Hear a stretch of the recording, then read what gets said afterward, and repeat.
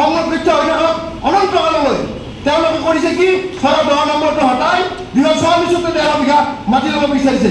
এইটো কি আমাক দুৰ্ভোগ পাইছে নেকি তোমাৰ তেওঁলোকে? না আমাক হাৰাশাস্তি কৰাৰ এটা কৌশল কি কৰিছে? আমাক শুনানি লৈছে, শুনানি আমি দিছোঁ, তাত আপত্তি জনাইছোঁ, মৌখিকভাৱে সহযোগিতাৰে আমি আপত্তি কৰিছোঁ। তাৰ উত্তৰ নিদি তেওঁলোকে কি কৰিছে আমাৰ লগত যে এইটোৰ পৰা নলয় বা সেইটোৰ পৰা ল'লে 10 নম্বৰৰ পৰিৱৰ্তে 244 নম্বৰ যদি 1.5 বিঘা মাটি লয় তেতিয়াহ'লে জলাশয়ৰ ভাৰসাম্য ৰক্ষাৰ কথা কৈছে। যে এটা এক মাটি আনটো এটাত মাটি ল'লে সেই জলাশয় এৰিয়াৰ তেতিয়াহ'লে জলাশয়ৰ ভাৰসাম্য কেনেকৈ ৰক্ষা হ'ব? এই উপায়ুক্ত ধৰণে এই প্ৰশাসন চৰকাৰে আমাক উত্তৰ দিব লাগে। আমি কৈছোঁ গোটেই অঞ্চল আমাক সুৰক্ষিত লাগিব, সংৰক্ষণ লাগিব। আমি দেখিছোঁ গোৱালপাৰাত আমাৰ বিলত বেদখল হৈছিল, তাত উচ্ছেদ কৰিছিল, কিন্তু আমাৰ বেদখল হোৱা নাই। আমি কৈছোঁ যদি কোনোবাই বেদখল কৰে সেই উচ্ছেদ কৰি আমাক সংৰক্ষণ কৰি দিয়ক।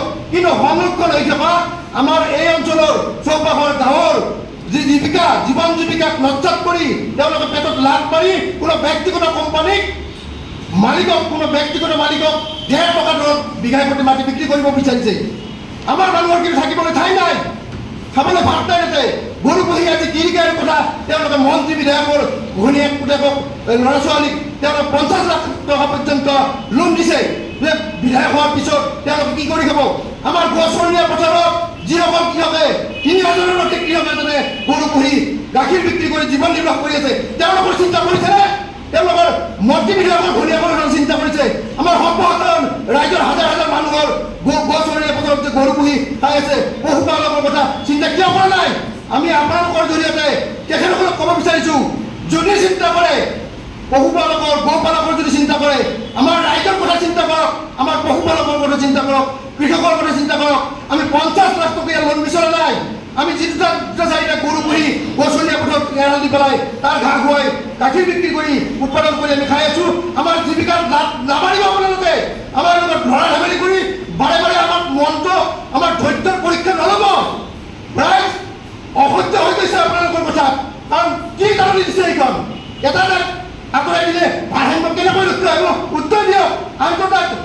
আন্তঃদাগত যদি আমি সংৰক্ষণ কৰি ৰাখোঁ তেতিয়াহ'লে কি ভাৰসাম্য ৰক্ষা হ'ব? তাৰ জৈৱ বৈচিত্ৰ্য কেনেকৈ ৰক্ষা হ'ব? যিমান পৰিমাণৰ মাটি উঠাৰ পিছত সেই মাটিৰ পানীবিলাক ক'ত যাব? ভাৰত বহল ক্ষমতাটো এতিয়া ধৰাবীৰ আৰ্দ্ৰভূমিলৈ আছে। তাত যি মাছ পুঠিৰ যিটো প্ৰজনন সেই প্ৰজনন ব্যৱস্থা থাকিবনে? বাৰিষা কালত আপোনালোকে দেখিব, আমাৰ ফটো আছে, তথ্য আছে, বাৰিষা কালত কোনো গছৰীয়া পথাৰ বুলি পথাৰ নাথাকে। বিল আৰু গছৰীয়া পথাৰ একাকাৰ। গতিকে সেই বাৰিষা কালত গছৰীয়া পথাৰতে মাছৰ প্ৰজনন হয়। মৎস্যজীৱী ৰাইজ 2000ৰো অধিক পৰিয়াল তাতে জীৱন নিৰ্বাহ কৰি আছে, মৃৎশিল্পীসকলে জীৱন নিৰ্বাহ কৰি আছে। গতিকে তেওঁলোকে কাৰ কথা চিন্তা কৰিছে? কোনো ব্যক্তিগত মালিক নে জনসাধাৰণৰ চিন্তা কৰিছে? যদি জনসাধাৰণৰ চিন্তা কৰিছে তেওঁলোকৰ জনসাধাৰণৰ প্ৰতি সামান্যতম নিম্নতম যদি শ্ৰদ্ধা আছে, সন্মান আছে, তেতিয়াহ'লে আমি যি ইতিমধ্যে শুনানি দিছোঁ, যি আপত্তি দৰ্শাইছোঁ, সেই আপত্তিৰ ভিত্তিতে এই শুনানি পুনৰাই ল'ব নালাগে, তেওঁলোকে বাতিল কৰা বুলি ঘোষণা কৰক। এই মুখ্যমন্ত্ৰী মহোদয়লৈ আমাৰ অনুৰোধ। তেখেতে কৈছিল তেখেতৰ বক্তব্যত বোলে ৰাইজক যদি কিবা নালাগে, বাগানৰ কথা কৈছিল, ৰাইজক যদি নালাগে বুলি কৈ দিলে হ'ল।